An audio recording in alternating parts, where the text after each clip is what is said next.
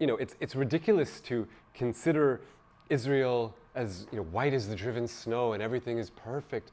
But it's equally ridiculous to say that Israel is split equally down the middle, and there's a good Israel and there's a bad Israel, and if only, there's a battle for the soul of Israel, and Netanyahu represents the bad Israel. But if only Yair Lapid, the liberal alternative, could be elected, then all of a sudden Israel will be, all roses. But of course, this is ridiculous. These two men served in the same government, pursuing the same policies for years. So we need a different model for understanding. But it is difficult to understand if you're coming from outside and if you don't speak Hebrew necessarily. Unlike here in the United States, in Israel, we don't just have two major parties. We've got dozens of parties that run for the Knesset, Israel's parliament, and at least a dozen get in pretty much every time. So how can we understand the politics of Israel? I would argue that we need to break them down into 4 distinct camps to help us understand. And the way that we understand the differences between these camps, we ask a question relating to the Torah, the Jewish religious text. We say, is the Torah holy? Is it written by God? And we ask, is the Torah just? Is it right when the Torah says that the Jewish people are God's chosen people and that He gave them the land of Israel, Palestine for themselves to be owners of this land? So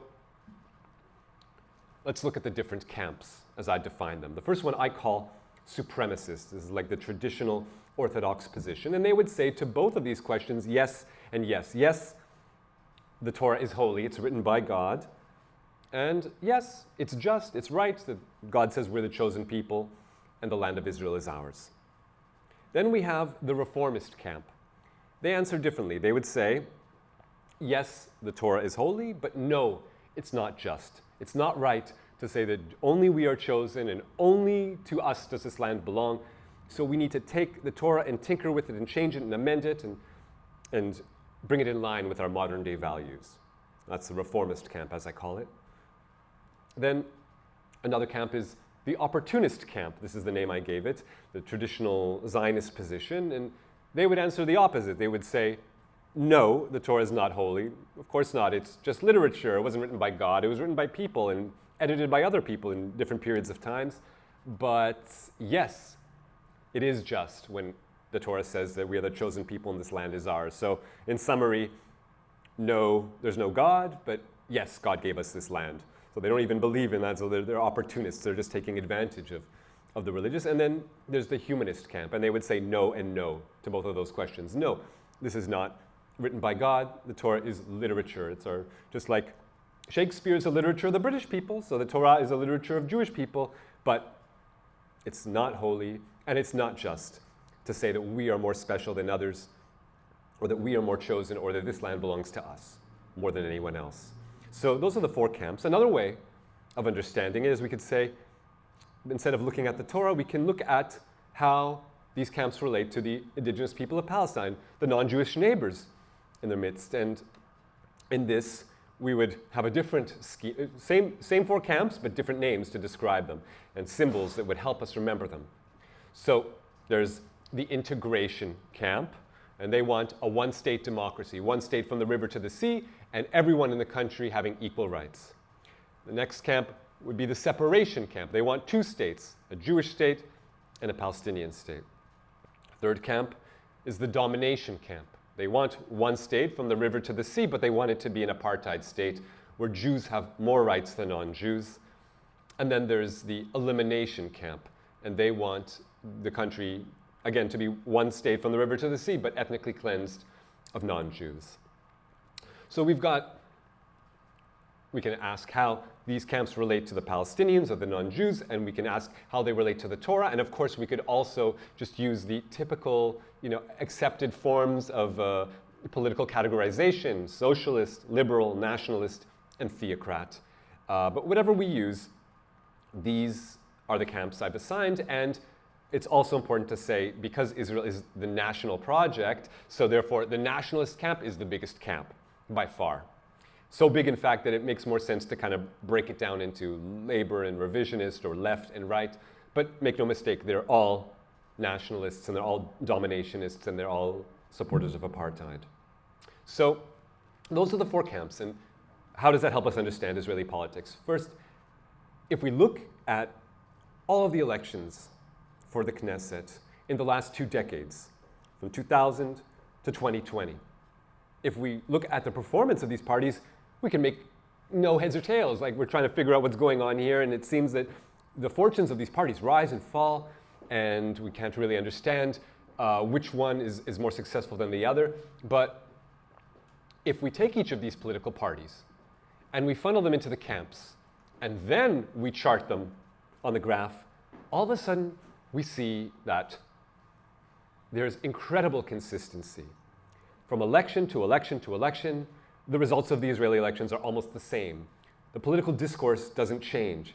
Consistently, it's the dominationist or the apartheid camp with the largest amount of votes by far, 60%, let's say, and the second largest camp being the eliminationist camp, the ethnic cleansing camp.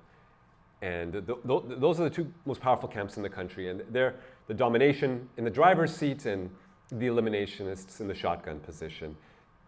Again, over and over, we can map it from the left to the right so we can get a sense of how skewed to the right Israeli politics are. And when we map it onto the Knesset, the 120-member parliament, we see that this is what it looks like.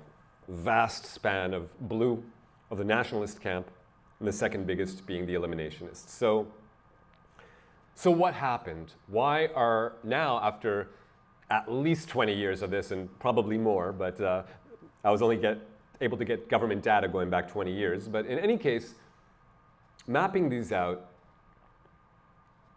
all of a sudden in 2019, there is a shift in Israeli politics. And the reason why is because Israel's longest serving prime minister, Benjamin Netanyahu, after a decade in power, he's charged with corruption crimes, major corruption crimes. And all of a sudden, he starts to lose some of his base of support. What happens? One of his most consistent allies bolts and leaves him, all of a sudden he can't put together a majority government. And so we have election after election after election, again and again, and there's no firm decision one way or another. Do the people hate Arabs more or do they hate Netanyahu more? That seems to be the question of the day. And then until finally this logjam is broken through by one of the eliminationist parties, the religious parties, abandoning Netanyahu as well. And because of that, because they switched sides and formed an anti-Netanyahu government, they were able to leverage their power to demand that the leader of their party become the prime minister.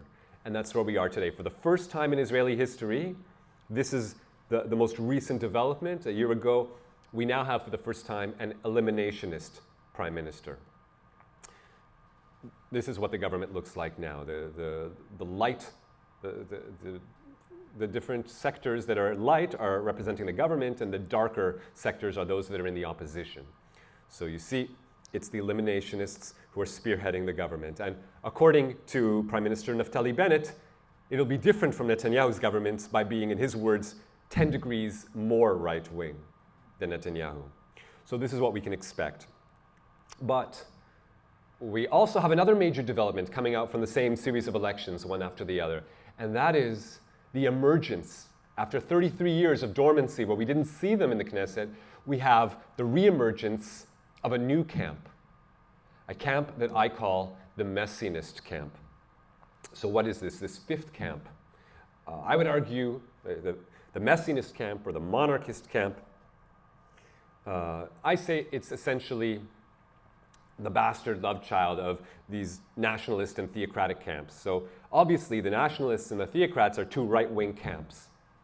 But to their credit, we can say that at least they each have some kind of release valve that prevents it from going completely bonkers for what it's worth. The nationalists are, this is the camp that committed the Nakba. This is the camp that is enforcing apartheid with its will. But at least we can say they're secular, so you can have a discussion with them on a rational basis. All right, you can at least dialogue with them. On the other hand, the theocratic camp, their vision for the country is beyond the pale. They want to ethnically cleanse the country. But what we can say in their favor is that traditionally the ultra-Orthodox camp, the theocrats, have been pacifists, not activists. They don't believe that this vision of ethnic cleansing is for them to implement by their own hands. They believe that it should come from God, min Allah, that God will come down and implement this theocratic vision, and they are not supposed to, by their own actions, bring it into being. So each of these right-wing camps has a kind of a release valve. But with the monarchist camp, they combine the worst aspects of both of these camps. They want to ethnically cleanse the country, and they want to do it by their own hand. They're not waiting for anyone else. So this is the camp that is most dangerous, and now they have returned to the Knesset after 33-year absence. And they don't just want to eliminate the non-Jews, they want to exterminate the non-Jews, and they want to expand the country to include not just 48 territories and the West Bank and Gaza, and they want to also take over Lebanon and Jordan and Syria and Turkey and Iran and Iraq. Their vision is absolutely psychotic, and they're now in the Knesset, thanks to Benjamin Netanyahu.